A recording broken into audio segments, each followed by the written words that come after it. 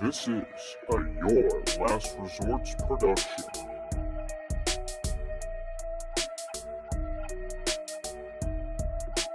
And welcome back to the Your Last Resort podcast with your host, Brandon Lejean. This week it's episode 109, and I'm joined by my very special guest, Nat Rogachevsky. Thank you for joining the pod.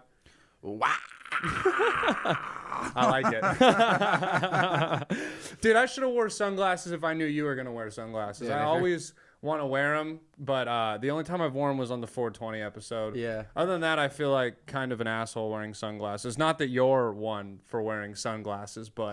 No, I mean, I'm going to own the character. You No, know? no. Like, The thing is they haven't seen 107 episodes of you without sunglasses. Right. So they're not like, the fuck is he doing in sunglasses? No, I'll give him a peek. Yeah. Ooh, okay. That's Yeah. all you get, dude. Subscribe if you want more, dude. Hell yeah. All right, dude. Thank you so much for coming on the podcast. I really for sure. appreciate it. Great to hear. One of the first things that I wanted to talk to you about, because we can both relate, we have very, very hard names to pronounce. Like, people always fuck them up. Have you at any point ever had a stage name or thought about having a stage name? Yeah, I've had a super internal complex about that. Yeah. It was like, and then when I got funnier, I thought about it less. Yeah. You know what I mean? Totally. There was like a big thing in my mind when I was a lot less funny. Yeah. But it was like, so someone was like, you should just do Roga. And I was like, yeah, that's pretty close to Rogan. Yeah. And like the Nat works out, but even that people fuck up. Like I literally have a bit that people can't figure out that my name is Nat and they call What me do they Matt. think it is? Oh, they Matt think or it's Matt. Nate. Okay. You know what I mean? It's one or the other. Yeah. And then so when I get like Chinese takeout or something, I go by my full name, Nathaniel. And even Yeah. then they're like, oh, Daniel. And I'm like, all right, dude, I literally can't catch a break. Yeah. And it's just my name. Yeah. But I got used to it after a while. Like there's people who are close to me that sometimes will still call me Nate. You know what I mean? It's just like so great. But yeah, I used to fuck around with the idea of like a stage name. It never got so far as to like I actually wrote one down on like a mic list or anything Yeah. like that. But I thought about it for sure. Would you ever get like legend? Dude, I get all kind. I mean, the normal guess is like legendre, which Yeah. I get that. If you're sounding it out, that's how you should say it. Yeah. I mean, Roga, yours is not that hard except for that it's a V in the And an S. But if S. you say Chesky, like Yeah. fast, you can't Yeah. tell. The mine, when you sound it out, you're not anywhere close to Lejean. Like Right. nowhere, unless you take French. That's the only Right. people who get it because they get that like G is like ja, like Right. the French sound. But I get legendre. The funny one I get weirdly a lot is legender, which is like someone told me I'm the LeBron James of gender pronouns, and I was like, that's good, dude. Yeah. That's funny. I like that one. That one makes me laugh. I have gotten some people just go like Brandon Legendary. They'll Yeah. just think it's that, which like that was the stage name that I was suggesting. Was Sure. just go by Legendary. Too douchey, dude. Yeah. There's no way that I can take myself seriously being like, fucking next to the stage, Brandon, Right. Legendary. Right, Like, right. You have to kill every time or you're a dick. Like, Yeah, absolutely. You go up there and bomb, you're an asshole. And Totally. I think just no one would take me seriously if that was my name. Yeah, I don't get mad at people when they fuck up my name, but Yeah. I do immediately think that like they're like completely retarded because it's like because it is like the first thing you learn is phonetics. You know Yeah. what I mean? Yeah, Like that's yeah. literally the first thing. So if you can't like just take the time, I'd rather you take the time with the word, any word, let alone my name. Yeah. And just get it out there. Mm-hmm. You know what I mean? Yeah. Then it's Shadadetsky. And I'm like, dude, what are you even doing? Like, Yeah, no, it's like it puts us in a weird position because if I go up on stage and I'm like, hey, I'm Brandon Lejean, immediately like you kind of look like a douchebag because Yeah. you look like you're correcting the person, and it's Yeah. like I am, but not in the aggressive way. But I feel like it always comes out more aggressive if you just like quickly correct your name. Right. But then you're also like, do I just go up here as Brandon? Right. Give it up, ladies and gentlemen. Like, what? Right. This is not even, you didn't even say fucking words, dude. Totally. I don't know. One time I made it work where Sam was bringing me up, and I had literally just met her, and she was like really struggling. She was like, man, Yeah. like you're gonna have to like coach me through this, and I was like, no problem. And I like coached her through it a lot. And like, granted, she was like, it was like she was hosting for like a headliner. It was like a big show. Yeah. And she was bringing me up, and I mean, it was like Nat Rogachevsky, and I was like, all right. And so I like really quickly grabbed the mic as she was like still on stage, and I was like, it's Nat Rogachevsky. And like that got a pop. Yeah. And I was like, okay, we can like ride this like kind of cocky wave a little bit. Mm-hmm. But for the most part, you're like playing with fire. When you're like, yeah, first things first. Yeah. Y'all fucked up. Especially at a 4-minute open mic to be like, yo, dog, it's fucking Nat Rogachevsky. And there's like, okay, well, half of your time is done, dude. Like, yeah, put some respect on it. No problem. Respect. Now you gotta go. Yeah, that was my time, guys. Right. For me, it's just like, Legendary was too douchey. One that I thought wasn't bad is my middle name is Carter. So Brandon Carter is not a bad stage name. But again, it was like, the way I look at it is like, I'm 109 episodes in this podcast. Got to change his banner. It's not Brandon Lejean anymore. It's not with Brandon Lejean. It's with Brandon Carter. Like, Brandon Lejean would essentially have to die because I would need you to refer to me as that on stage. I would have to introduce myself to comedy. Like, you abandon it, which I was like, I don't know, dude. That just, it seems too weird. And even now, dude, it's one of those things where, like, it's almost a good thing. Like, I'm Brandon with the fucked up last name. Yeah. Like, everyone, I know everyone in the scene now. Most people get my name right unless we haven't met. Right. And if they do, at least I'm just like Brandon Legendre. Like, they know that it's somewhat close to that at least. So, yeah, I don't think I'm going to change it. But you're one of the people that I thought might have considered also committing to the fucking stage name. My big thing is that it's like, it would be nice to have something that was a little bit easier. But then it's like, when you get good enough, it's just like, then they're going to figure your fucking name out. Yeah. Because if the end goal is to be a touring headliner, right? Like, that is like the light at everyone here's tunnel. Yeah. It's all the club's going to figure it out. Yeah. Exactly. You know what I mean? The host is going to figure it out. The feature's going to figure it out. Like, that's their business at that point. So you get good enough and it kind of comes out in the wash. Right? Yeah.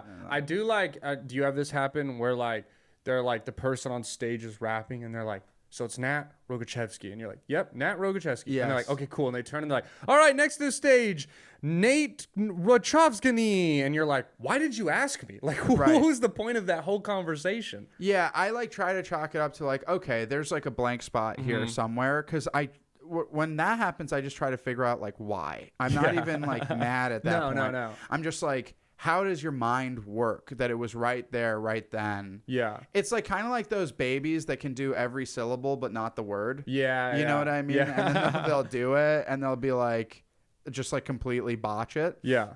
So it reminds me of something like that happens literally all the time. I think it's a combination of like nerves and stuff. Yeah. But it has gotten better. Like, eventually people bring it, especially if it's like a bud.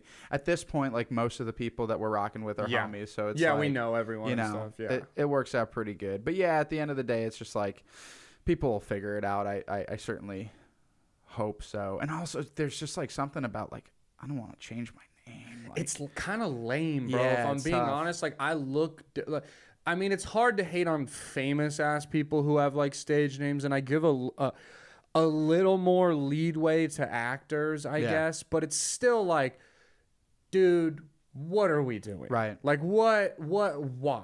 I get maybe in like I said, in acting, but no one in comedy is like, well, I was going to book Nat, but I'm too scared to say his name on stage. Exactly. It's dumb. It doesn't work like that. And then, especially in Hollywood, what I never understood is it's always like big Jewish last names that they'll change. Like Jonah Hill's got a super Jewy name. Like Seth Rogen's got a super Jewy name. Yeah. And the part that I never understood was like, I get it. You're trying to be actors and like it makes sense. But it's like, who do you think is booking you? Yeah.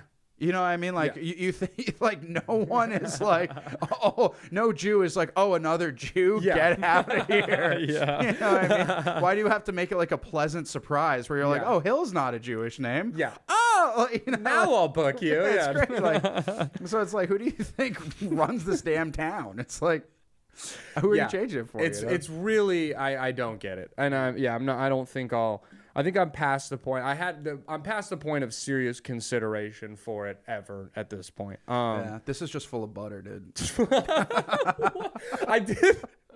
I did get thrown off that you came in with 2 water bottles, especially because we don't have to talk about it too much. But I know you're a sober bro, so I was like, it's not even that one of them's filled with beer, because like you're not even trying to like, are they both water? Are they both butter? What's going on? This one is water. Yeah, and this one's got the high energy Judaism sticker. Okay, hell yeah! Shout out the Jews. Yeah, and my rabbi Mendy Levertov in South Austin. You can check him out. He's got an Instagram. It's pretty sick. Shameless Jew plug. Dude, it's so good, dude. When's the last time you heard that on the pod? You know what I'm saying?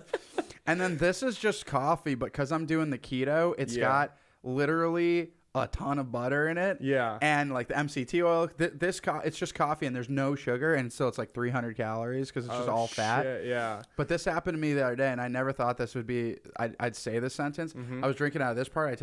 I took the top off, and I had a mustache from it. Yeah. And it was like all yellow. And the first time in my life, my buddy was like, "Oh, you got shit on your lip," and I was like, "Oh no, it's just butter." Top 5 fattest things you could say. No, don't sweat. And then you go, "It's because I'm on a diet." Sure you are, buddy. Sure you are. It's so crazy, dude. Literally. Oh, fuck. Dude, I can feel it. Like, I can feel it, like, sticking. It's such a weird thing because I am losing weight. Like, the shit works, but I also, like, feel butter. No, like, it's crazy. I can weirdly relate, which is because a couple weeks ago I tried to make weed butter, and it did not work. Or however I made it was not potent enough for me. Because I made edibles and I ate like half a tray of Rice Krispies, got sick as shit and never high. So That's the best. So I'm just sitting there like, I don't feel too good, Mr. Stark, like curled up on the fucking thing. So then I had this grand plan that I was like, I just need to consume a lot of it. So I took a shit ton of butter, melted it, and made like a cup of butter tea. And same thing, bro. I was just wiping it off my face. Again, did not get high, just got really sick. No so shit. whatever I did making this weed butter was not correct whatsoever. It was just butter. I've just been eating chunks of butter and shit. So you're good at being a weed guy. You're like you are like, because there are, if like one level past you is like annoying weed guy. Yeah. You know what I mean? That's like always talking about like strains and shit. And getting really into it. Like that is sorry, my boy was sweating talking about butter. Got me going. You got yellow streaks running down. Dude, we just start slipping down the chairs like pancakes, dude. 45 minutes in, we're both just asleep. Erica comes in, she's like, the fuck is going on with you? Oh, sorry, keto. Sorry, what was that? I got in the state of ketosis, baby. Couldn't wake up. Dude, I'm sorry to break it to you, but this is what peak ketosis looks like. You've never seen peak male performance like this. Nah, but you're good at weed because it's like, one more after that, you know what I mean? Is like, dude, you're being lame about the pot. I am all for people smoking a bunch of weed. Yeah. But it's like, just like, and I talk about this all the time. I have some stuff about it. You have a great bit. We don't have to share it to keep it, but I know which one you're talking about. And then I remember shit. One thing I'm trying to work on is like, do you remember when the amount of weed that you smoked was like part of the event and shit? And you'd be like, yo, we're all throwing to, and I bet your numbers are different because you're from California, but we'd be like, because when you were coming up, when you first got heady slices, they were $60 in mass. That's how much an eighth. That's how much it was. I got lucky that it was just never like that. The most I've ever paid for weed was when I lived in Kentucky for college. So totally. So it was like super, that was like super getting custodied by like the seniors, and we'd be freshmen and shit. And I'd be like, yo, it's me, you, and Kiko, and we're all throwing down 20. We're going to my mom's place, and we are smoking an eighth. And you'd be like, all right, 1.5's going in the binger. Yeah. we're you start like rationing. Yeah. Dude. Dude, it's funny because when you get to a certain age, it becomes the opposite where you're like, we smoked an eighth? God damn it, dude. What the fuck are we doing? Because, dude, you're like, here's the thing. I'm a stoner. I smoke weed. Like, there's a point where even the most stoners kind of green out. Where there's a point where it's like, sure, you can get baked where you're just a fucking crisp little vegetable on your couch, not moving. But like, dude, if I go out in anywhere outside of my house, I'd like to be somewhat coherent when I'm going out. And when you smoke for amounts, you just become incoherent. Because, dude, even as much as I smoke, if we rolled a joint and smoked it right now, I would be like, holy fuck. Like, it's a lot of weed, You dude. know what I'd be like? I'd be like, You do? that's what I would be like. That's what I feel like if we smoked a joint right now. So, yeah, I'm with you. I don't like the people who there is that level of annoying. One thing, because I can relate to you talking about this, I can't stand the people who are like, bro, I never smoke sativas. I'm a fucking indica only guy. The high is so much. You're a liar, bro. It's drugs. Yeah, and my friends are the same way, where they're always like, bro, hey, look, I get if you have a preference. I'm not shitting on that, but the people who are like, my homies are always like, if I smoke sativa, I might as well smoke crack, bro. I'm like, have you ever done crack, dude? I haven't, but I know it's not like a sativa. Yeah. So what I'll do is I'll buy sativa. They'll go, what weed is it? I go, it's indica. Of course. We'll smoke it. 30 minutes later, they're like, this is a dope high, bro. And I'm like, you're smoking your crack, apparently, dude. Every time. It's all just, it's like a facade, bro. Yeah. It's, in the end, it's weed. Right. And weed is meant to get you high, and that's what it does. 100%. For you to be like, this is a more mellow, trippy high, I feel more productive, bro. Maybe you just slept more the night before, literally, and that's why, you fucking asshole. It's because that's the funny part about it, is that like all the other elements of like what affects your feeling, just ignored completely. Yeah, right. She's like, this weed made me really sad and I cried. Also unrelated, my dad walked out on the family. Yeah, exactly. Dude. Like, maybe it has something to do with that, dude. Maybe you should deal with your feelings instead of drowning on them in drugs, bro. Yeah. Yeah. I feel you. It's weird. It's weird when, there's that thin line that you never want to cross where it's more of like a personality trait than something fun to do. Right. It's okay if you're like, if people are like, yeah, he likes to smoke or he likes to drink. That's your thing. But when you become like a drunk or just someone who's stoned 24/7, you're annoying to be around. 100%. Yeah. So when I first started partying, I started like drinking and smoking when I was like 12, 13. Yeah. And I mean, I'm like a vicious drug addict, and so like the signs were clear from the beginning. I don't know why though, but you saying the word vicious just made it so funny to me. Because like the other thing that's vicious is like a dog that needs to put down. Dude, so I'm picturing you phoning like, I need more fucking like. Well, the best part is like it is the right word for this situation. That's exactly what it's like. Fuck. It's so crazy. Okay, fuck. It's so wild, dude. I'm tearing through shit. Dude. I mean, dude, it's a fucking tornado when I get going, dude. You could ask Mason. Dude. Trying so hard not to spit water out right now, bro. Dude, if you ever want to laugh, ask Mason about when I used to get fucked up, dude. Can you share like one, if you're okay with it, sharing like one crazy drug story with the audience? Yeah, I'm just trying to think of a funny one or how to make one like really funny, because they're so crazy, but then sometimes they're just like sad. You know what I mean? Like a lot of time.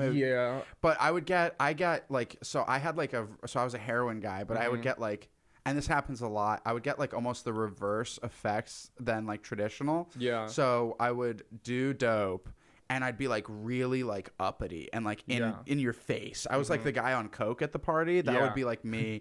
And I'd be like, no, we're just chilling, like really hard. The jaw shit too.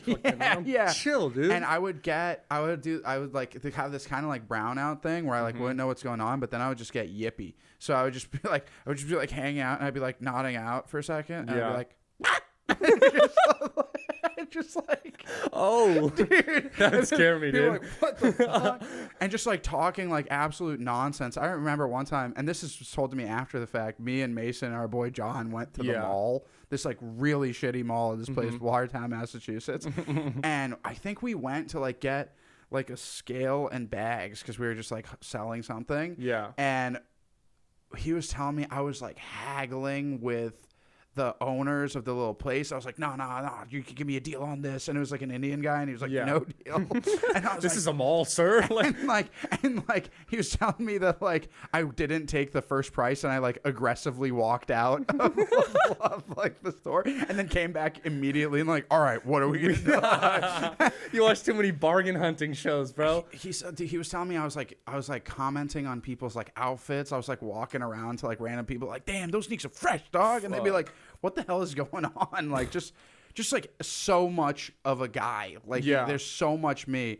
It was that a lot. What else? What's just like a really funny one? Most of them are like less funny. Do you mind if I ask you a few questions Of about course, it? yeah. I talk about it all the time. When did you get sober? So I got sober in 2017 in July. Okay, hell yeah. So 4 years, 5 years we're almost coming now. up on 5 in July. Fuck yeah. Congrats, dude. Do you have a Patreon? No, I don't. God, I was gonna say they could get my eyes for Patreon. Or I'm putting the shades back. With the shades, you guys got your fucking sneak peek. This is how we're gonna launch it. If we get 1 million subscribers on the Patreon, Nat will do heroin live on the podcast. Dude, married to the game. No, but dude, okay, yeah. I wanna ask you a few questions about this. How did you get? What was like the progression, if you don't mind me asking?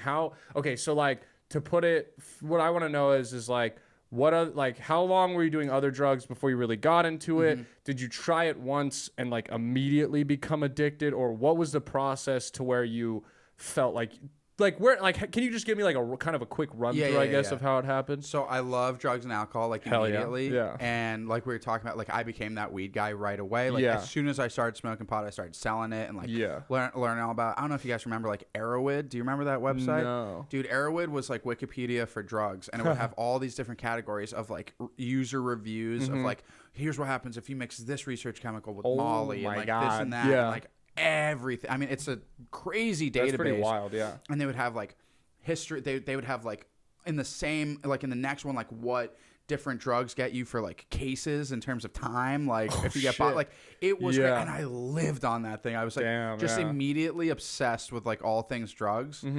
And so I get into pot and booze. By like 14, I've already done like blow, Molly, like whatever. And then like, okay, so you started young as fuck. Yes. Yeah, okay.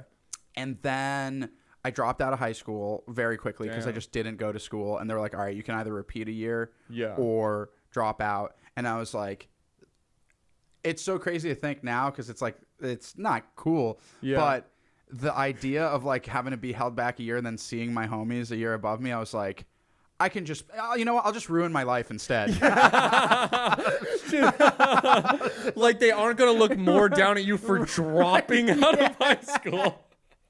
Hell yeah, Nat didn't let the man hold him down. Dude, freedom, baby. Smell you later, dude. I'm out of here. But so, but then I was just like constantly partying, and I was like doing whatever. And then in my town, like opiates were really big. It's like Massachusetts. Real quick, what did your parents have to say about you dropping out of high school and all that? They weren't stoked, but it went so crazy so fast. By the time I started drinking and drugging, it was just like, the most just like defiant little cunt, like just like so.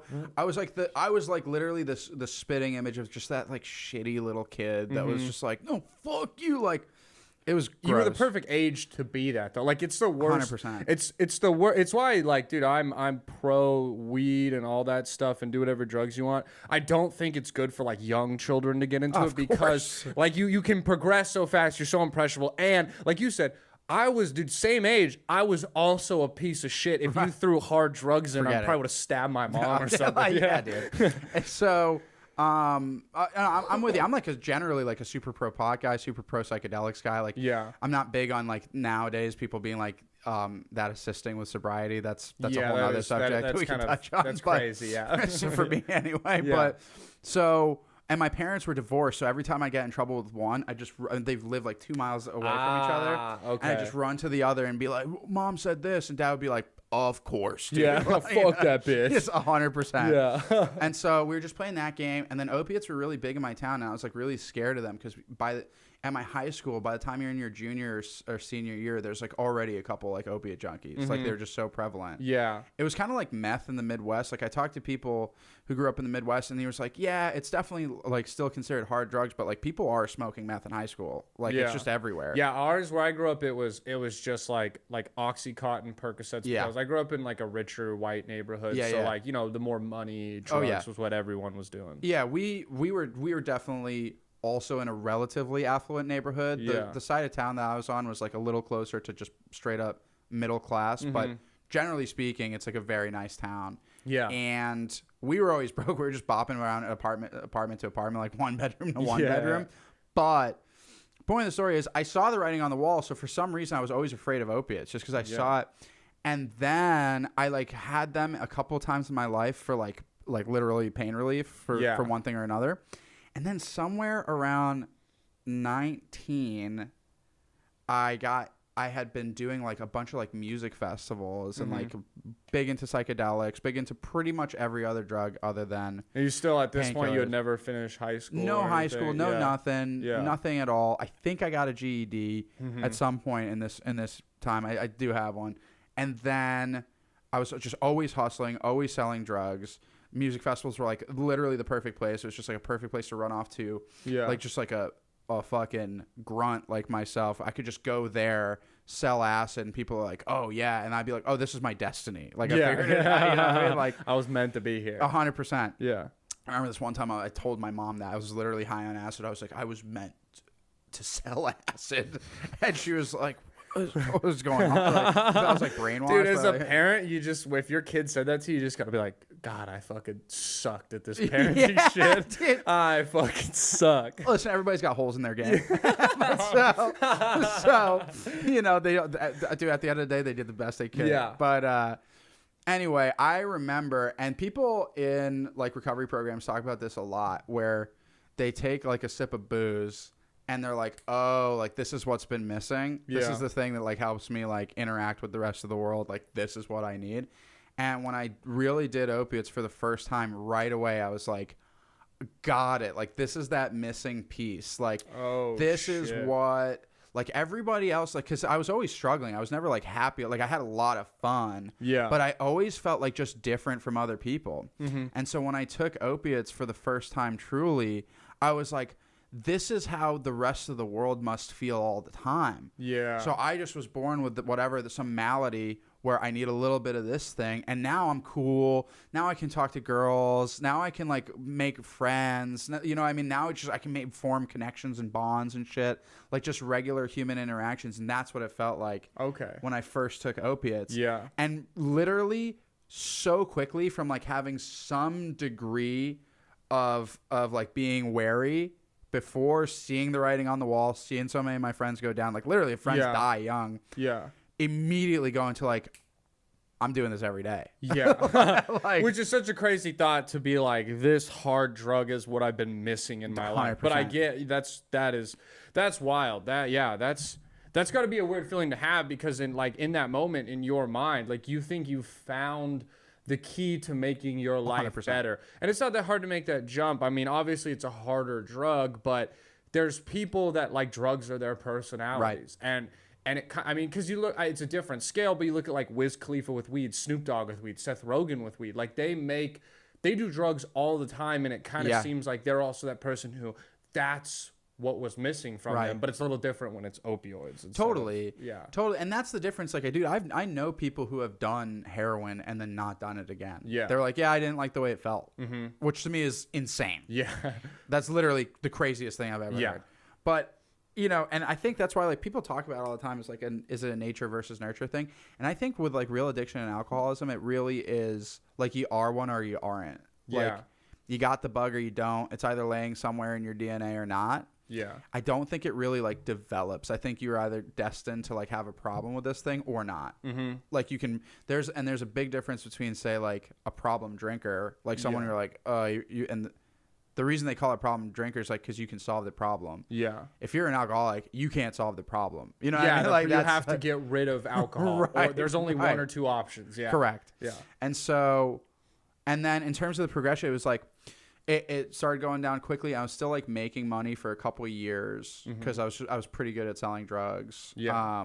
And whatever, there would be like a couple girls around here and there along the way that like obviously like you ruin those relationships pretty quickly. But by like 21, I was like shooting dope.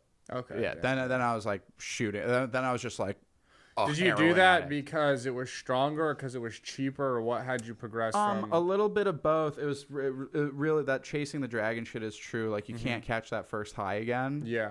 And it was like there was just nothing more important than it. You know what I mean? Everything else was like, everything else I'll negotiate on, but I got to get that high again. Yeah. You know what I mean? Yeah. Like, just like, this isn't even, I don't even have a sister of this age, but like sister's wedding, that's a maybe. Right? Like, yeah. But I'm gonna get that high. Yeah. That's really what it's like. So, you know, everything else was a negotiation. But so I'm chasing that, and then it just got like crazy bad over those next 4 years. And I tried to get sober like a bazillion times in like a million different ways. And it was like, just smoke pot.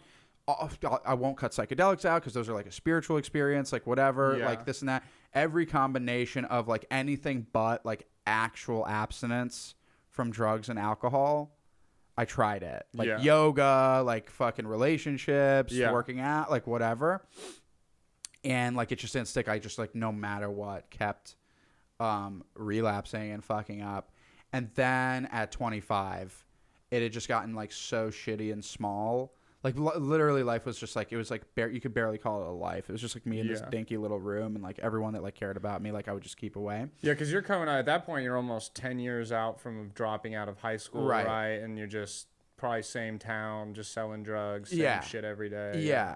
And then even I remember specifically, like, so I was selling a ton of Molly, and the shit sells itself. Yeah. But eventually the addiction got so bad that I lost the willpower to even like go out and like make the play easiest job in the world, go make the drop off, make a bunch of money. And even that I was like, dude, I don't think I can do it. Like I was so beat. Because I don't know a ton about heroin, I guess. So how long is the high for? It really depends. Like what really sucks is that the tolerance for opiates builds like faster than any other drug. So in the beginning, you could do a little bit of like oxy or dope and be high for like 6 hours, 7 hours, and it's just like the best high ever. Yeah. And then eventually, especially when it's like really mostly fentanyl, because that's like what is on the market truly. Then it's like you got like a nice high for like an hour, and then pretty quickly after that, you're starting to like get a little sick. Yeah. And then you got to shoot back up again. Yeah. God, dude, that's fucking crazy. So you were just having to do it like, it was like an all day thing. And then, is that why you didn't want to go make the drops pretty much, is because you were just out of it from the drugs? The truth is that like I was saying, like everything is centered around getting high again. And if I go out for a long enough period of time, I'm going to have to either like go to the bathroom somewhere, and then that's going to make the high not as comfortable because I won't be able to just like knock out in my room. Yeah. And like everything else, like people would invite me to fun stuff, like I still had people in my corner. There were still people who cared about me. They were trying to help me out. And they're like, oh, let's try and do this fun thing or that fun thing.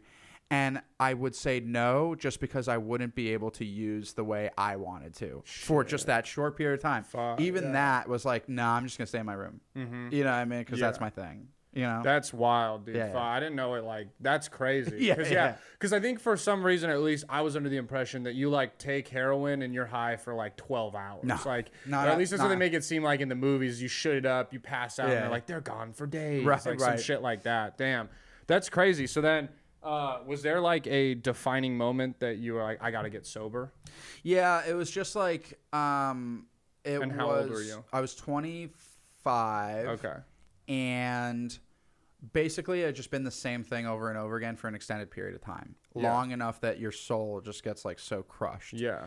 Where people talk about this a lot, like any alcoholic will get this, where it's like, as long as I got my shit for the morning time, I'll fall asleep tonight. You know, that's the only thing that matters. Like, I got to make sure I got my little something just to get right when I wake up. Yeah.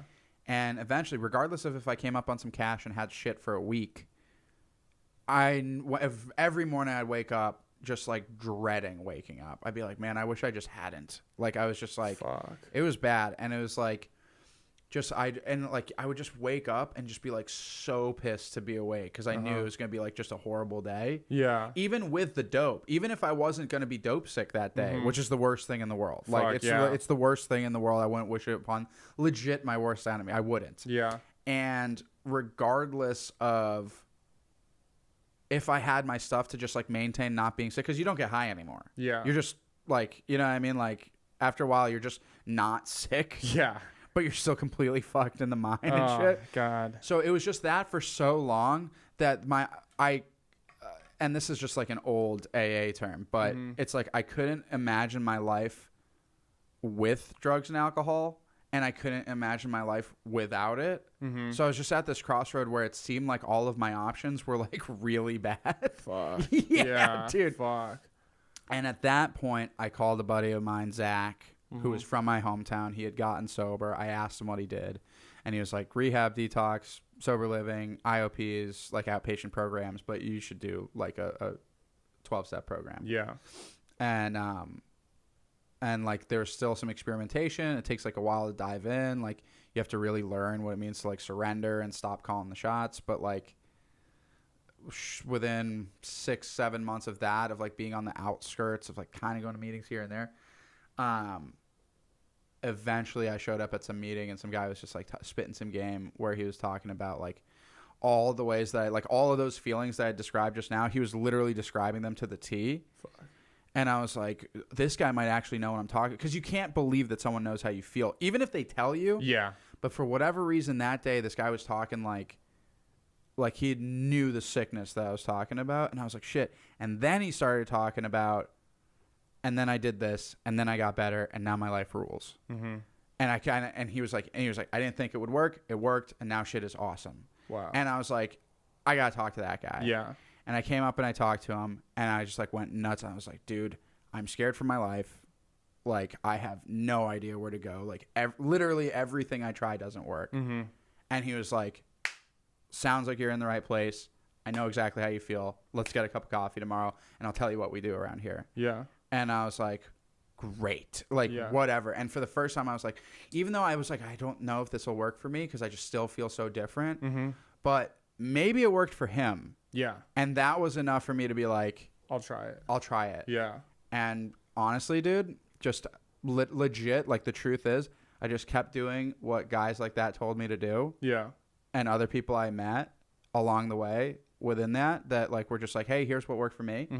I literally just did that, and it has worked consistently. Hell yeah. For this whole time. Hell yeah. Like everything I have now is because of that. How long have you been sober now? So in July, 5 years. Fuck yeah. Dude. Yeah. That's awesome. Yeah. Sorry, I know I asked that earlier. No, I was no, just kind of like recapsulating Totally. the whole thing. One of the I wanted to ask you more, I guess, a few questions about sobriety and what's that been like when you went into rehab, 5 years ago now.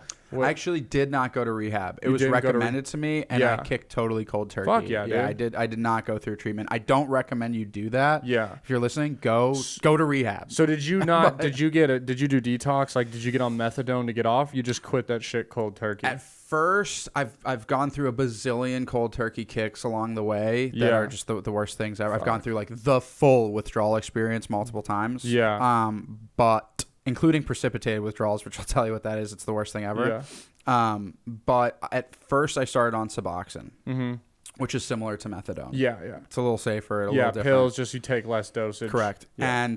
But that's also highly addictive, and it's kind of controversial within the recovery communities versus the medical communities because they don't always see eye to eye. Yeah.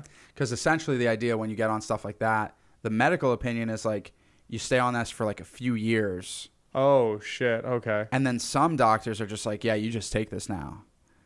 And that's kind of weird. It's very strange. And the opinion of like the recovery communities is like, hey, man, that's kind of like stepping on a nail. Yeah. And then pulling it out and putting a screw in there. You know what I mean? Like, okay. Yeah. So, and that's the thought process. And I had seen what it done to a lot of people, so I was just like, I don't want to do that, but I'm really sick. So I took the stuff for like 3 weeks to a month and like just slowly tapered myself off. And it still sucked after. Like, it's not fun, but that's kind of like you're paying the price. Like, it's part of it. You know what I mean? Yeah, people are like, man, this sucks. It's like, yeah, dude, you've been shooting dope for 5 years. This shit didn't just have no problems, free of charge. Dude. It's bad, you know? Fuck. So anyway, that's how I started, and then slowly weaned myself off from that, and then it was complete sobriety and just like relying on program stuff. That's awesome, dude. Yeah. That what do you think? Like, okay, so obviously, you know, you did the sobriety thing. How long after you were sober did you get into stand up, or were you not sober during did you do stand up? I did. Because how long have you been doing stand up? So I started in February of 2020. Okay, for sure. Yeah. Hell yeah. So I started like deep in the pandemic in Boston. There wasn't a lot of places to get. I started December 2019, so like 4 months before, or like 2 months before you. So we're like really about good. the same. Thank you, man. So are you. We should kiss. Yeah, 100%. I'm bummed out. I should have planned this better, but we're gonna have that punchlines battle against each other before this comes out, so it won't matter. But that'll be fun. And then sorry, I got off my train of thought there. No, so I started in February of 2020. Before that, there was like a couple instances where I was like, maybe I'll like try an open mic, and I did like before February 2020. I might have done. Wait. No, not February. February of 2021. My fault. February 20. Oh shit! You started like.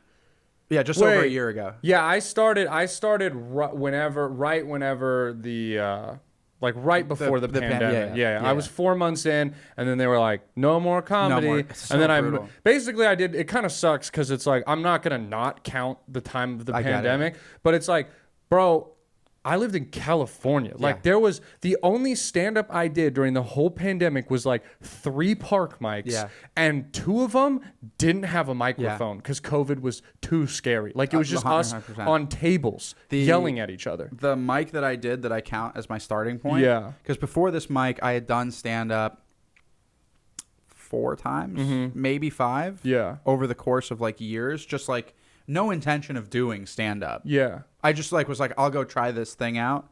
No jokes written, literally nothing. You just went up there blind. Yeah. I just was like, I like stand up. I just want to see how it feels like, and like obviously just like next level bombing, right? Like, and so, February of 2021, Mason was like, "Hey man, I'm going to an open mic at Dave Caggiano's house, really funny Boston comic." Yeah. And there was no mics. Like, there was no mics. You had to drive to Rhode Island or New Hampshire. Because Massachusetts was like California, Massachusetts, and New York in terms of the order of, like, how fucking locked down it was. Yeah. So there was nothing in Mass. It was crazy. Did you ever do it real quick? Did you ever do a Zoom anything? No, me either. Yeah, I stayed away from it. I'm proud of myself that I did. No, I did Zoom AA and that sucked. You know what I mean? so like that like, you know what I mean? Like that sucked. Fuck yeah, that was brutal. But anyway, I go to the open mic, and Mason was like, "You should go. Like, you should really give it a shot." And I was like, "Cool." And I wrote all those weed jokes that you know. Yeah. And then went and did them at this kid's, Dave's house, and did like great. Yeah. And in that moment, we were either going to move to Austin or Miami, because I somewhere in my mind I was like, I'm going to try stand up. And Miami has like a horrible stand up scene. It's just, it's gross. Yeah. And we were literally planning on moving to Miami. Like my cousin was going to like buy a house. We were going to rent it. Like it was a whole thing. And after that open mic, I came back and I was like, "Babe, we should move to Austin." She was like, "Yeah." Fuck yeah. So we visited in May.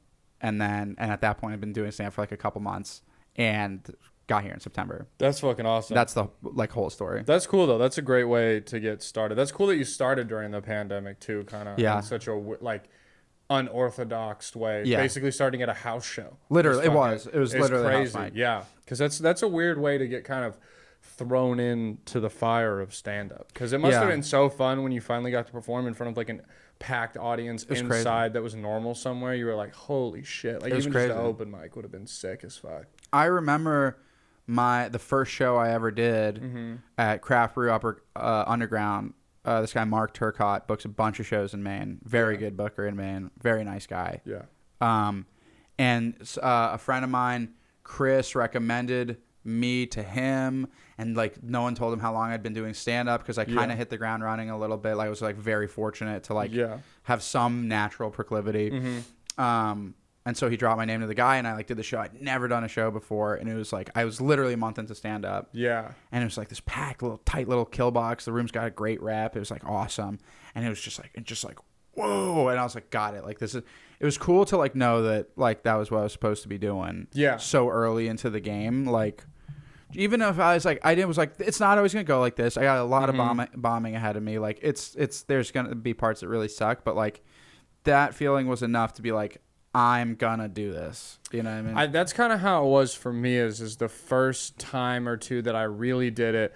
That was in like a normal venue. Because I started before the pandemic, it went well. So I think it was the same thing where, you know, obviously you can be shit at stand-up and get used and get better at it. And there's a lot of people who've done that. I just got lucky enough that I was already really comfortable with public speaking and like being in front of crowds from football. So I like was lucky enough that as a first timer, I wasn't like, oh, fuck, I'm in front of all these people. It was just kind of like, all right, I hope they think I'm funny. And I definitely think that helped me progress a little. And then same thing. Yeah, I was doing shitty park mics and standing around waiting. Dude, I remember I was looking at a 450 square foot, $1,300 a month apartment in LA.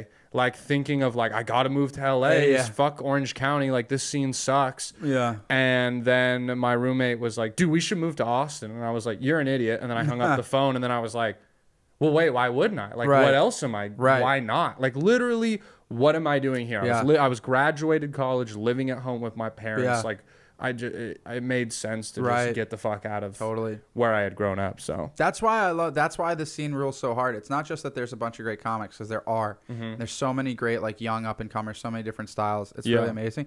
It's got like a real dreamer spirit. Yeah. Where we all came here to not just get into this, but to get away. Yeah. From where we were at. Yeah, dude. You know what I mean? And that makes it. People talk about that it's a much kinder, much more inviting, still super competitive, of course, scene than the coasts or like other big scenes.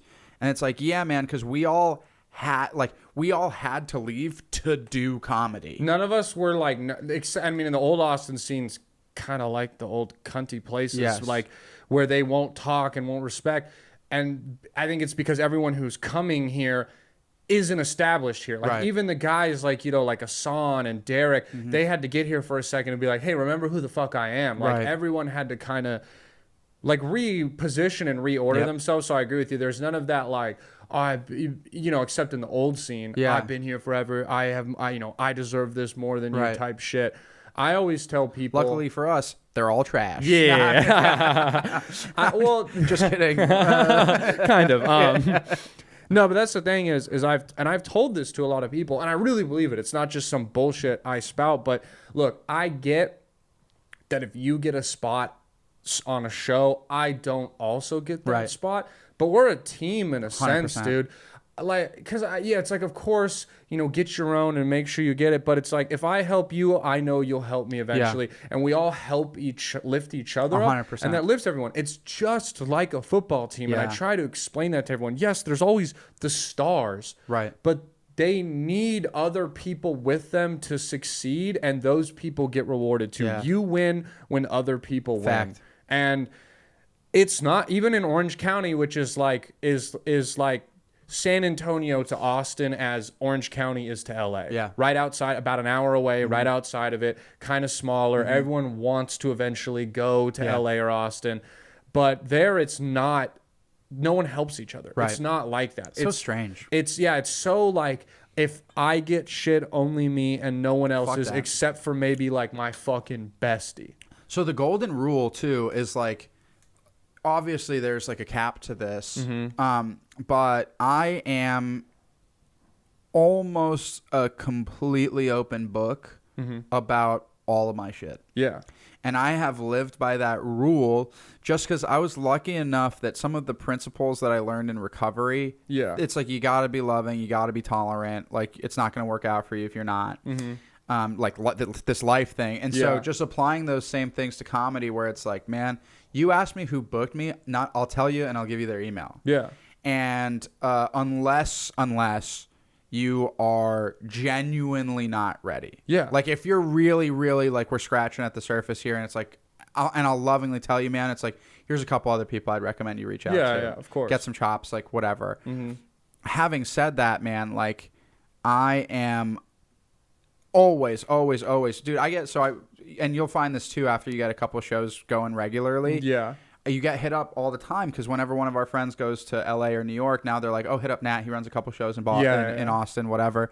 So I get hit up all the time. Even if I don't get back to him, even if I don't have something for him, I'll give him everybody's, you know what I mean? Like, I just open it all up all the time. You get it back tenfold. Of course. Like, that is the golden rule. And some people don't recognize that. When you keep it close to the chest, like, that's all you're going to get. That's it. You're going to get your little pieces, and that's that. It's never going to get bigger. Exactly. You know? It's one of those things where dude, all the time, and people will ask this because people have, came up to me like, hey, dude, like, I see you're getting booked. What are you doing? And I'm like, I ask people for spots. No, fact. All the time. Fact. And they go, and people are like, you or why? And ridiculous. Dude, I tell everyone the same thing. You can do it if you're polite. So what it means, if I'm going to ask you for a spot, I know we're friends and I know you've seen me perform, I'm going to send you my tape. Totally. Because I'm going to ask you, I'm not going to tell you, I'm going to say, hey, could I get on this? Here's my tape. Thank you. And that's what you have to be. It's the ones who are like, fucking put me on this, or like, yo, let me get a spot this Friday. No tape, no nothing. That's when you're going to get rude. But if someone takes the time and politely sends you their tape and asks for a spot in a polite way, if you're weird about it, you're the shitty person. 100%. Like, if you're the person who's like, oh, who the fuck I don't even know this person. They're hitting me up. Dude, who cares? Watch their tape. Remember, like, because I always think it's just like, remember when you were like, dude, I'm funny and no one's booking you? Maybe they're that person. How do you know that they're not doing your show away from being the next big thing in Austin? 100%. So 100%. It's just, I'll never understand why people are hostile towards each other in this scene. Dude, we're a bunch of fucking misfits. Not you, but most people just getting drunk and high every night, telling jokes. Either way, just having a silly fucking time. This is ridiculous what we do. It's like 100%. This is ridiculous. And we're crazy lucky to be doing it. Yeah. You know what I mean? It's like totally. That's one thing that has like one thing that I think gets lost a little sometimes, especially with the younger guys. Because there's some younger guys that get booked a lot, and some people are my friends. There's like a lack of gratitude sometimes. And, like, that's one thing that I could wax about a little bit, where it's just like, man, every joke is a miracle. Yeah. And, like, every spot is a blessing. Mm-hmm. Like, it's, and that's just, like, that's just true. Yeah. You know what I mean? Like, so I try to treat, like, every opportunity that someone gives me, like, as exactly that, an opportunity. Yeah. I think sometimes people don't do it, and sometimes people phone it in based on, like, what their opinion of the show is or the crowd is or whatever. Of course. And I, like, get that to some degree. It's insecurities and you're protecting your own ego, right? Mm-hmm. And I get that, but it's like, man, the dry spell's coming. Yeah. You know what I mean? Like, dude, it's 100%. It's gonna go up and down no matter what for everybody. For like some of the best comics and like people that are, I'll safely tell you, a million times better than me. Yeah. Right? Like, like it's going to come. So I'm just like, man, it's just that, dude, gratitude, honesty, like all those things, like they go so far, especially because if you're really being that good dude within this scene, like that is remembered. That's part of your legacy in a place. Yeah. And there's not like that many people that are like really thinking about that stuff. Like, am I being kind? Am I being grateful? Am I being considerate? Like, am I like all that shit? Like, that is the stuff that like that lasts. That and a great set, like that lasts. Totally, dude. That's gonna stick around. Like you'll build that, and that will get you everything. You know what I mean? And sometimes I think that. And I got a couple buddies who got a philosophy. They're like, yeah, I kind of like get in, get out. I like don't spread myself too thin.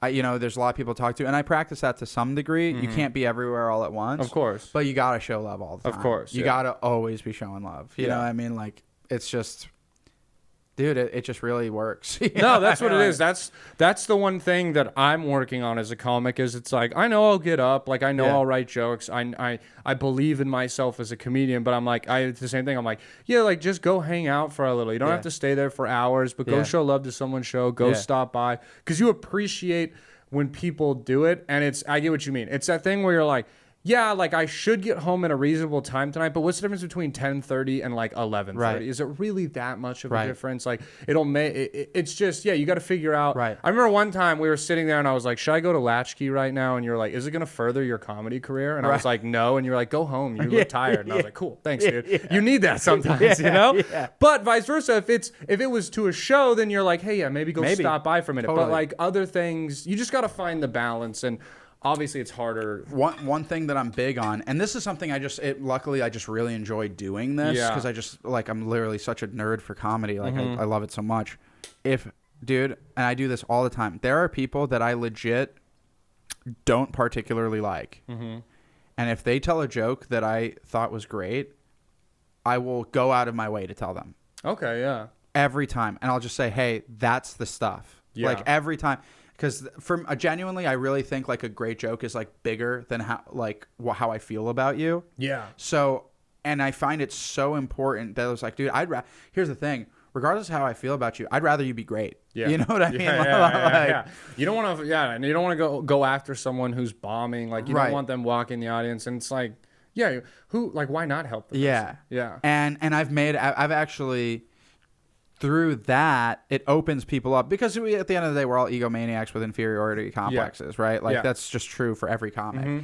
And so, like, I remember some of the younger cats when I saw them start to turn that corner, and you're like, oh yeah, like you're figuring something out. I'm like, dude, you're onto something. Like this kind of new direction, this way you're going, the way you're writing your new stuff out. Those last 3 jokes were like better than anything I've heard you do.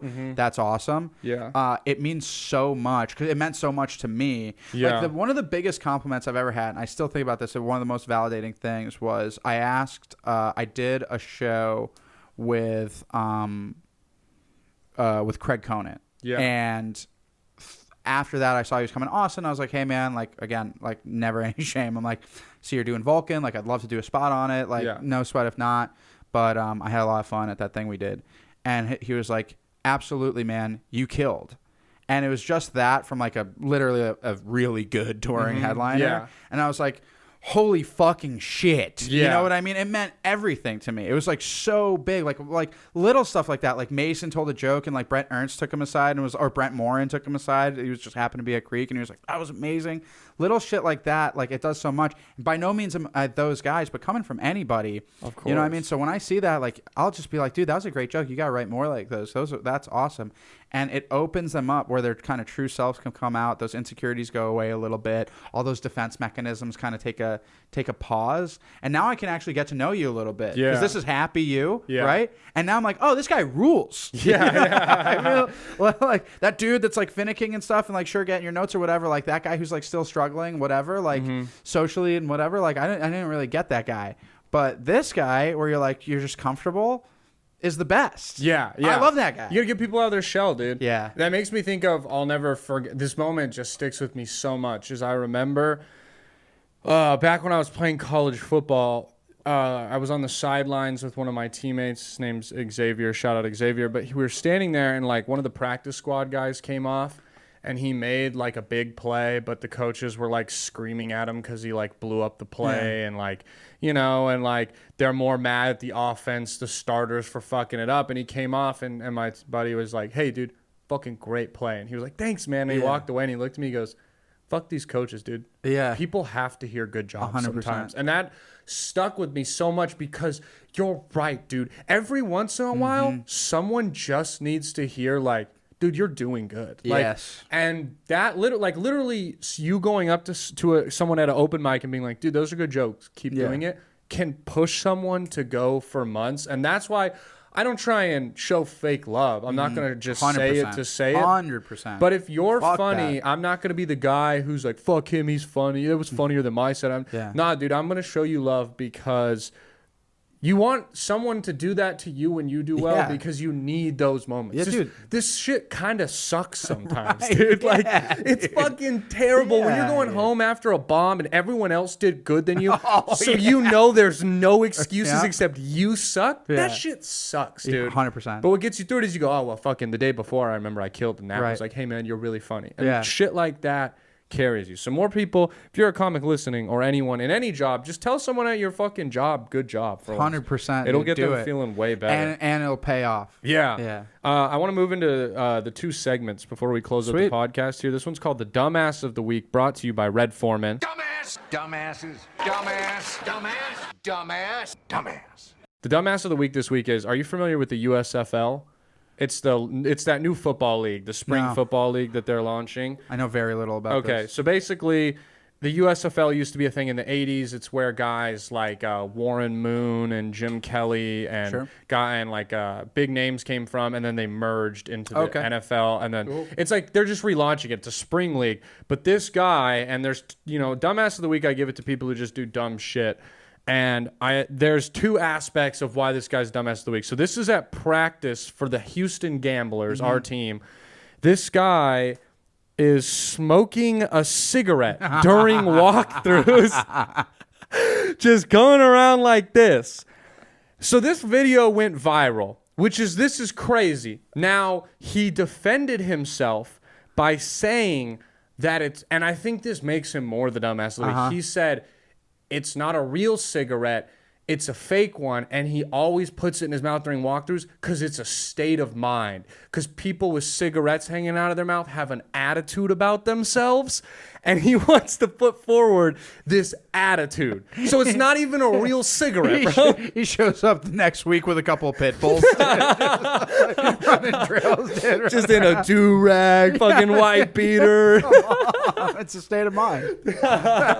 That would be funny, though, if then, the next week he comes in, full Sparta gear. And he's like, I just like to dress up as badass shit, bro. It's a state of mind. Because at first I was kind of like, yo, I like this. This dude's this dude had to go to prison. This is some straight shit out of The Longest Yard. You'd rather it be just some ignorant shit. Yeah. 100%. Because when it's some ignorant shit, you go maybe it's kind of how he grew up. It's kind of cool. It's kind of edgy. Yeah. But then when you hear that it's a shtick, you're like, that's gay, dude. That's super gay.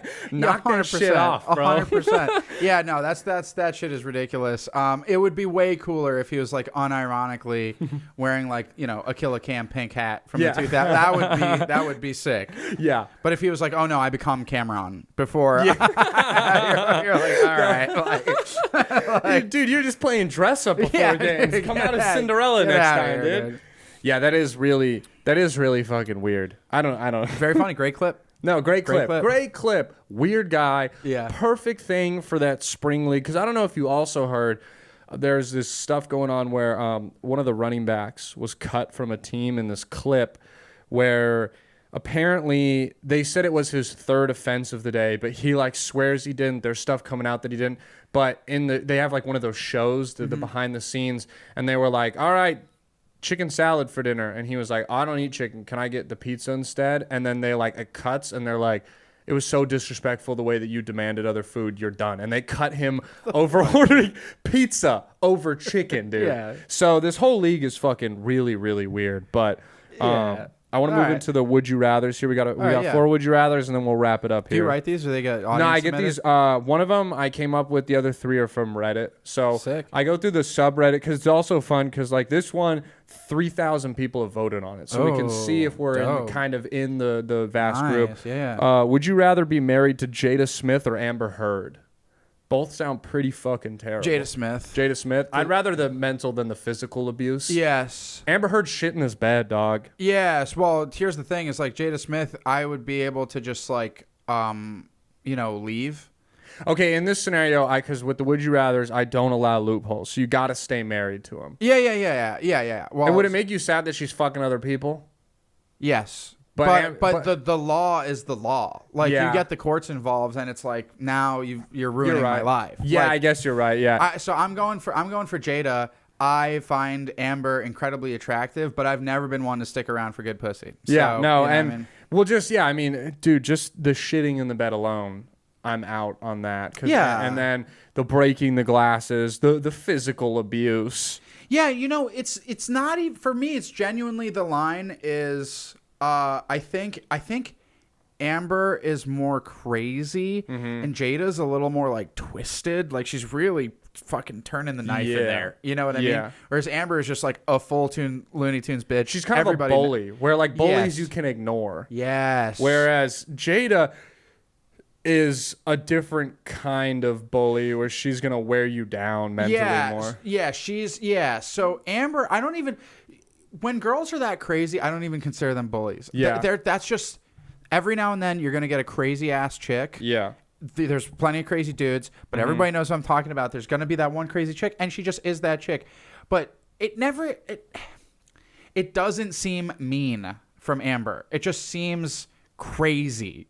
You know what I mean? Yeah. Whereas Jada's like for sure nuts, but you'll hear that shit where she was filming him. Yeah. And he was like about to cry. Yeah. And he was like, just please stop filming me. And she was like, help us, Dr. Smith, like whatever. Yeah. And you're like, dude, that is like so vindictive and like ugly behavior. Dude, so like, well, and then even her to be like with the whole slap thing, to look and be like, you're gonna do something, make him do something, and then in an interview I have to be like, I don't know why he did that. Bro, that would fuck me up so bad. That would destroy. That's like betrayal. Yeah. Like that's much more painful. However, I feel as though just generally speaking, I'd be able to like compartmentalize and be like, all right, bitch. Whereas again, the line is the court system. Yeah. Amber sued Johnny a bunch. Yeah. And that's just like, and he lost a bunch. Like, so he lost roles. 100%. Will Smith is losing roles because he slapped a guy. Yeah. Right. Johnny just well, the verdict's not out, but what it's looking like is like, he just, maybe he's not a great guy, but he's not the bad guy in this. Yeah. I don't know that there's like it didn't seem like he did too much other than just be a general asshole because he's just some rich dude. Yeah. You know what I mean? Yeah. Pretty funny, pretty charismatic. He's like better at being an asshole than she is. Yeah. Like he's fun to watch. Yeah. She's just like, ugh. Yeah, so I'm going Jada. I would rather be. All right, yeah, you're in the majority. Out of 3K votes, 1.8 said Jada. Okay. So yeah, so it's definitely 1.2 Amber. So there's a split. I agree with you. I'm with you on that one. This next one is, would you rather get brutally tortured for a year or locked in an empty room for 8 years? I feel like both are gonna suck. I feel like the mental, again, we're kind of like mental, physical shit here. I feel like the mental thing of the bedroom for 8 years. Okay, we can decide this right now because it doesn't say.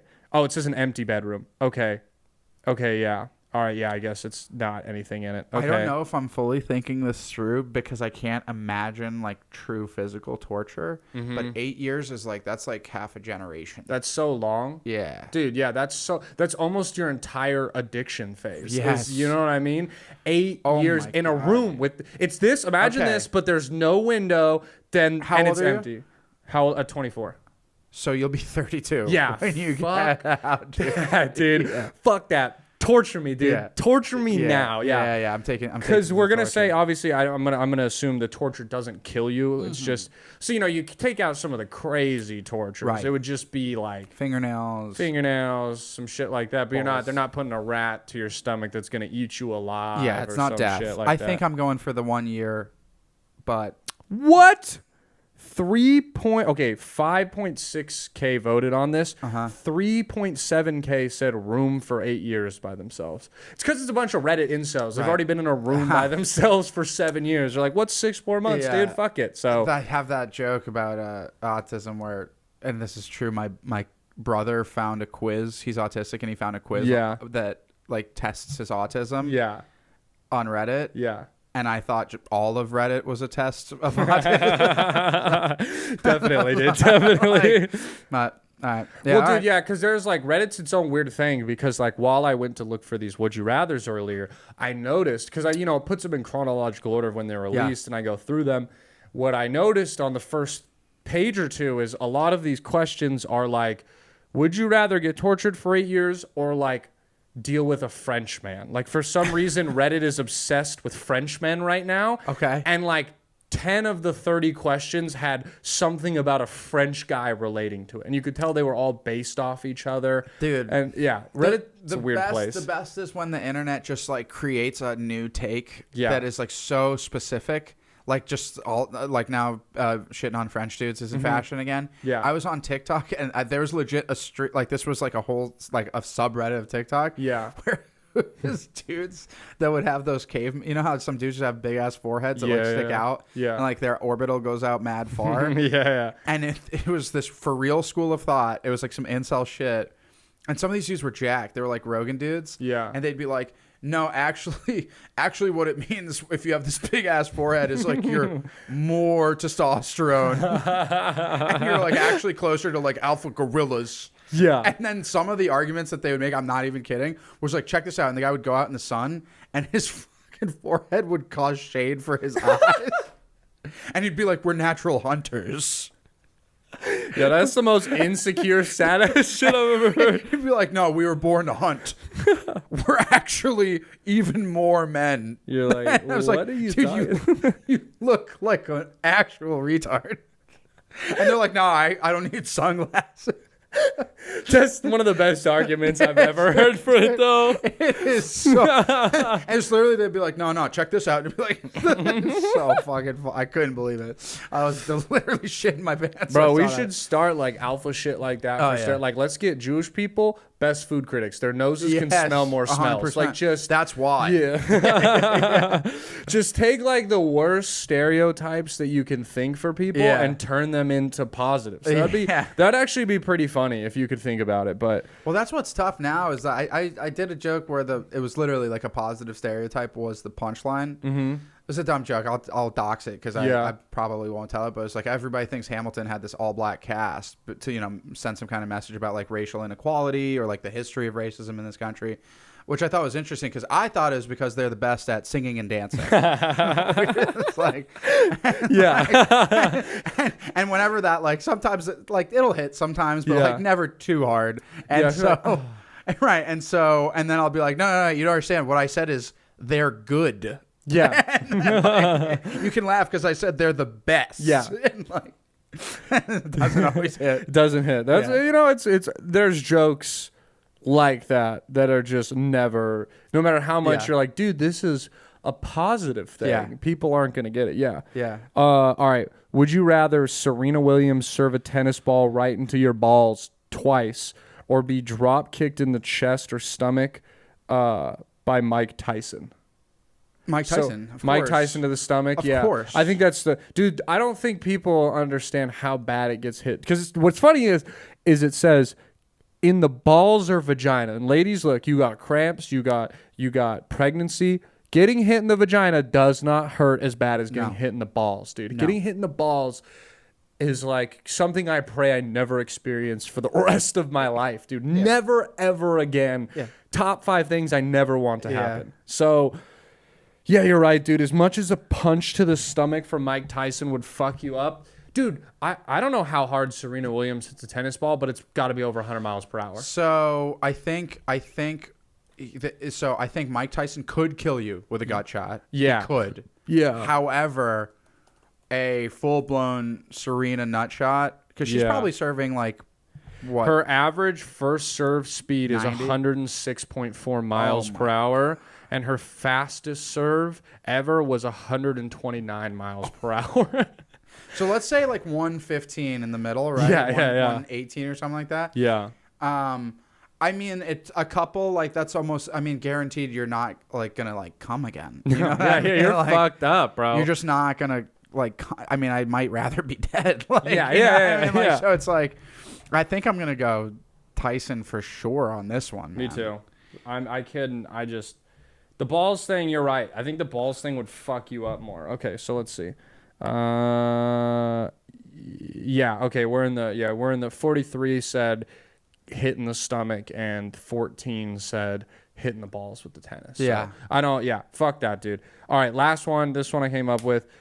This one is like a multiple choice. Would you rather Okay. one food forever is calorie free? Pizza, burgers, tacos, ice cream, or bread? Pizza, burgers, Tacos, ice cream, or bread. Here, I'll even flip it to you. It's the bottom one if you need to see the choices again. Okay. Yeah. So there's a couple answers here. Mm-hmm. Ice cream is a food that I like so much I had to quit it. Like I gave it up like it was drugs. Yeah, dude, here's the funny part is like the one thing I'll have to quit in my life is sweets. I eat sweets every day. Like every day I have some sort of sweet. And I know that right now I'm fine because I'm 24 and I got a good metabolism, but I know if I don't stop, I'll have veneers and be fat as shit. Does your dad have a big gut?